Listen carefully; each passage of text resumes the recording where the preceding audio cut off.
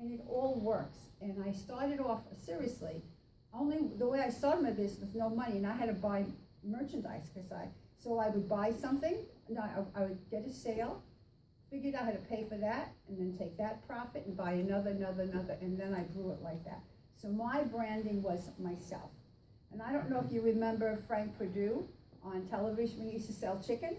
I remember watching the TV show and going, ooh, you know, if he can put his face on everything, I can put my face, and that's what I did. I used myself when I stood next to the press kit, you know, the ironing board organizers in the guest room closet, which, by the way, I invented and created because I saw a need, and I branded me. And you can do it.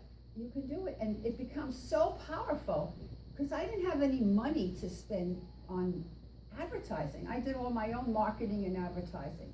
So the bottom line is, it can be done. You just have to think differently. And I know we have all the technology out there. And I just say one more thing very quickly. Postcards. Everyone says poo-poo postcards, right? Postcards are powerful. Because I remember sitting in the purchasing agent's office and also sitting in whatever. I said, sit patiently and wait, you know, hoping they wouldn't throw me the hell out because I was nobody, nothing. And when they bought from me, their jobs are on the line. Because if they bought from the wrong kind of person, they can get fired. So it was very difficult to get an order. And I used to get big business. I remember that I used to sit there and the purchasing agent used to get his mail or whoever, and they used to take the mail over to the garbage can and go like this, garbage, garbage, garbage. But if it was a postcard, they flipped it. But everything else went in the garbage. So I used to market with postcards. You know, it's not the only way I marketed. I did do 17 trade shows a year, but my company did markets. Anyway, talk about how I branded myself. I was the brand, and all my salespeople had to have the same look. We were like the Mormons. No, that's a bad example. But you know how with the white shirt, they said, oh, that person's from elite companies. And of course, I did hire men, of course, you know, some very brilliant men. You know, we all had the same kind of look.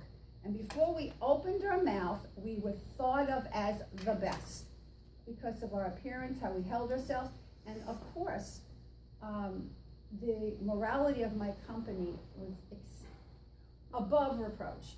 So that when Enterprise Rent-A-Car did buy my company, they asked me if I'd stay on. You know, all this is pieces in growing your business. You know, at the end of the day, they all add up very, very big. And so I just want to put that out there. And I want to say something, I had the best fun in the world, and I can't believe it's me. I agree. Well, Harvey and Ken, you just heard two completely different things, and everybody should know it's not all or nothing. Obviously, you're going to take a little bit from everything that you know. What Sheila did is amazing.